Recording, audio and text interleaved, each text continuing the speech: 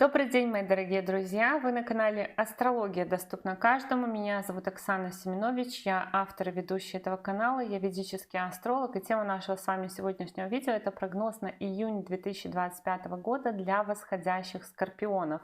Мои дорогие друзья, если вы смотрите прогнозы на этом канале в первый раз, то я прошу вас обратить внимание на то, что я ведический астролог, и все прогнозы здесь публикую по ведической астрологии, а не по месяцу рождения. И для того, чтобы вы могли смотреть правильные прогнозы, чтобы он у вас работал, я вам рекомендую построить свой гороскоп в ведическом стиле и узнать свой восходящий знак. Как это сделать, я рассказала в видеоинструкции, которая у вас сейчас появится по ссылке в правом верхнем углу. И ссылка на эту видеоинструкцию будет также размещена в описании в комментариях к этому видео. И в описании в комментариях к этому видео будет ссылка на мой сайт, где можно записаться на курс по ведической астрологии, либо на личную консультацию. И теперь давайте поговорим о том, что же ждет скорпионов в июне 2025 года. Первое, самое главное для вас событие: 6 июня управитель всего вашего гороскопа после полугода прохождения по знаку своего падения заходит в ваш 10-й дом гороскопа и будет там до 28 июля. 10-й дом гороскопа — это дом карьеры, статуса, социального, дом репутации. И транзит Марса по 10-му дому гороскопа — это, конечно же, период, когда вы будете направлены в карьеру. У вас, по крайней мере, для этого будут такие сильные предпосылки. Будет период какой-то, скорее всего, конкуренции в карьере. Может быть даже необходимость отстаивать свою точку зрения, но такой транзит Марса по 10-му дому гороскопа указывает на то, что вы можете сделать какие-то определенные шаги для того, чтобы получить продвижение, получить повышение, либо, может быть, для того, чтобы получить какой-то общественный статус.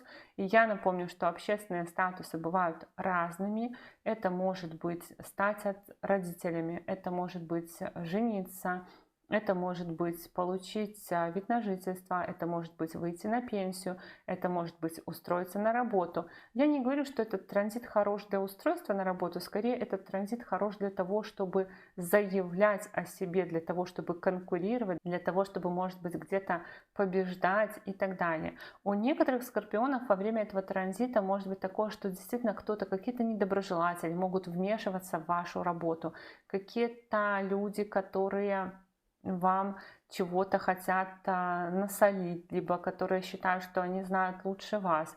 И у вас может быть такая необходимость убирать каких-то конкурентов, либо доказывать, что вы лучше. Этот же транзит Марса по 10-му дому гороскопа кому-то из скорпионов может давать периоды проживания не дома, в гостиницах каких-то и так далее.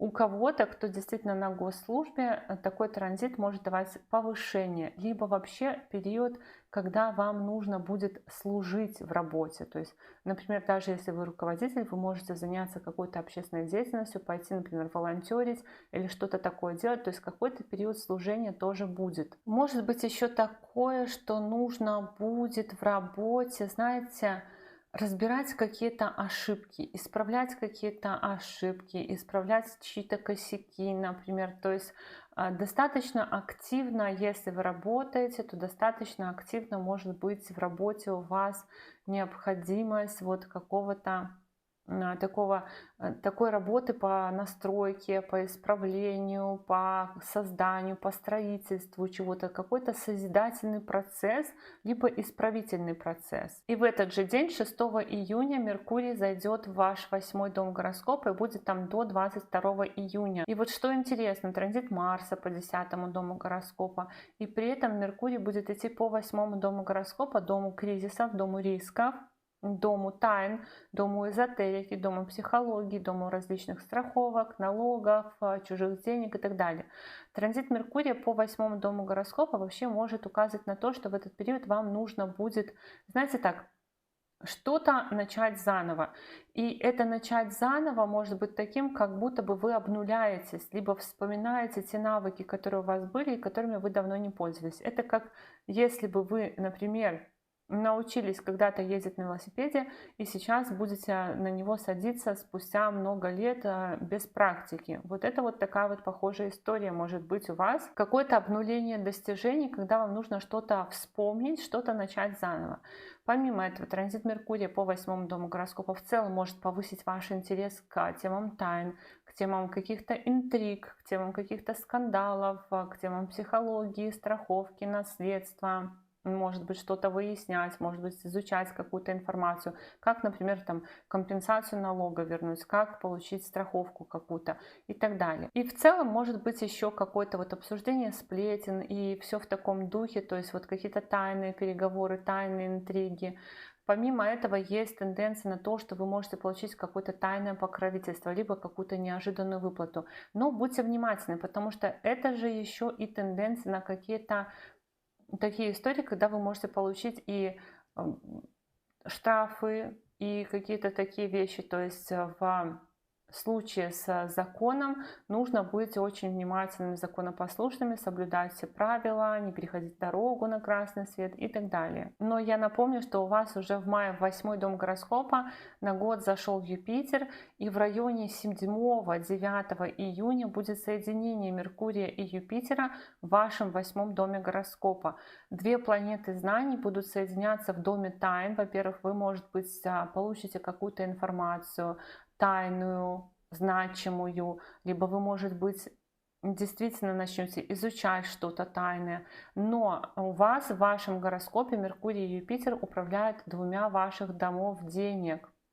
И соединение Меркурия и Юпитера в 8-м доме гороскопа может давать какую-то крупную выплату, какую-то крупную сумму денег в этот период. Может быть, это будет крупная выплата для ваших партнеров, какая-то информация по каким-то крупным платежам, какая-то, в общем, денежная история, либо связанная с чужими деньгами, либо связанная с неожиданными выплатами у вас в этот период будет. 11 июня состоится полнолуние в вашем первом доме гороскопа. Ну, полнолуние в первом доме гороскопа, самое главное, это внимание к своему здоровью. Помимо этого, полнолуние в первом доме гороскопа может тоже означать завершение какого-то статуса, смену какого-то статуса. Может означать просто, допустим, обновление гардероба, имиджа и все в таком духе. А вот 15 июня в ваш 8-й дом гороскопа зайдет Солнце и будет там до 16 июля. И вот транзит Солнца по 8-му дому гороскопа кому-то из скорпионов может принести смену статуса, то есть и полнолуние в первом доме гороскопа, и Солнце в 8-м доме может говорить о смене какого-то статуса. Опять же, это может быть и продление какого-то статуса, то есть поменяли паспорт или что-нибудь такое. Но помимо этого, опять же, Солнце в 8-м доме гороскопа может давать такую историю, резкие какие-то перемены в работе, резкая какая-то информация про работу, может быть какие-то новости, либо же может быть такое, что много отвлекающих факторов. Помимо этого, транзит Солнца по 8-му дому гороскопа может скорпионам давать такое желание в этот период: все, не хочу. Если вы не идете в отпуск, то может быть такое желание: все, не хочу, хочу уволиться. Думайте, не торопитесь принимать решения, потому что вот это вот может быть какая-то немножко стрессовая такая ситуация. Солнце в 8-м доме в целом может любому человеку давать период такой, когда не хочу ни с кем общаться, не хочу никого видеть, хочу спрятаться, хочу из-под тишка наблюдать, как оно там все идет, накручивать, закручивать какие-то процессы, думать, погружаться в исследования и так далее. То есть немного такой период рефлексии. Но что интересно, что тоже в районе 23-24 июня Солнце соединится с Юпитером в вашем 8-м доме гороскопа, и это тоже какая-то история про то, что может быть либо повышение заработной платы, либо какая-то большая выплата, какой-то значительный статус, потому что Солнце — планета статуса, и еще и управляет вашим 10-м домом работы, оно соединится с Юпитером, с планетой расширения. В общем, что-то тут будет такое, конечно, у каждого свой масштаб, но что-то может быть такое, повышающее ваш статус, повышающее вашу значимость, может быть, либо меняющее вашу репутацию. Но всегда стоит помнить, что когда мы на виду, то желательно делать так, чтобы наша репутация улучшалась в лучшую сторону, чтобы происходили события. То есть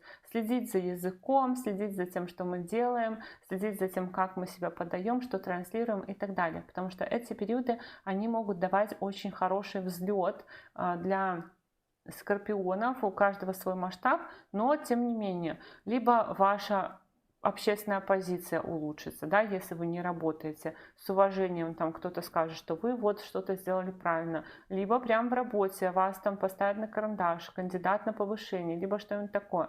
То есть нужно быть очень дипломатичными, аккуратными, но при этом понимать, что сейчас время, когда вы можете показать себя. 22 июня Меркурий зайдет в ваш 9-й дом гороскопа и будет там до 30 августа. Ну, в принципе, это уже такой период, который дает тенденцию на неплохие доходы в это время. Плюс в каких-то сообществах может проходить обучение, можете свои деньги или финансово помогать, например, отцу, учителю, руководителю. Также может быть много разговоров и переговоров с отцом, учителем, руководителем, то есть какие-то не просто рабочие вопросы, да, а прям какие-то, может быть, карьерные перспективы могут обсуждаться и так далее.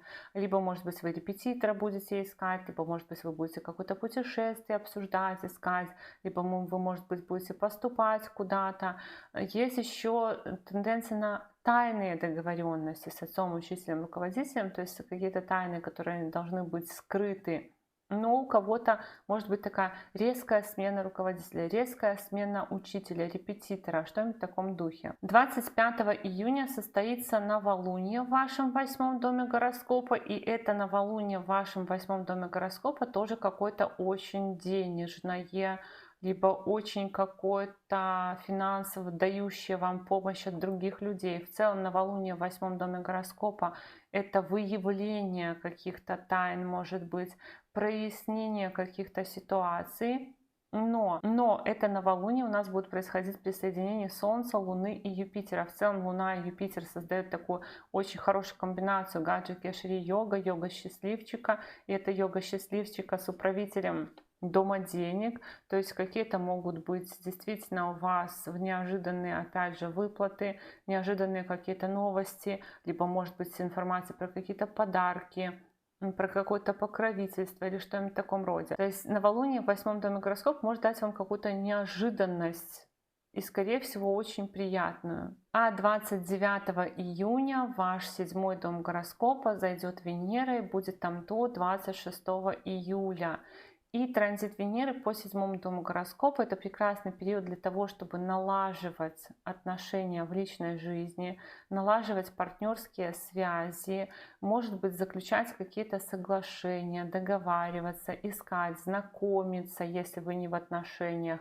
Помимо этого, транзит Венеры по 7-му дому гороскопа может указывать на поездки, допустим, если вы работаете к клиентам, либо поездки, связанные с заключением, опять же, соглашений для того, чтобы там с кем-то о чем-то договориться. Могут быть периоды временной разлуки в отношениях, дистанции какой-то, допустим, когда оба заняты, но все равно Венера про любовь, про то, что в этот период мы можем заключать какие-то хорошие договоренности, либо просто налаживать связи, мириться в рабочем коллективе, может быть, с кем-то знакомиться и так далее. Но еще для одиноких скорпионов это может быть период, когда вы можете знакомиться в поездках, либо ездить к какому-то человеку, к которому у вас симпатия, в другую страну, в другой город. Вот так, мои дорогие друзья, такой у нас с вами был прогноз на июнь 2025 года для восходящих скорпионов. Я благодарю вас за поддержку этого канала в виде ваших лайков, комментариев и обратной связи. Но если вы еще не подписаны на этот канал, то, конечно же, приглашаю вас подписываться. И до новых встреч. Пока-пока.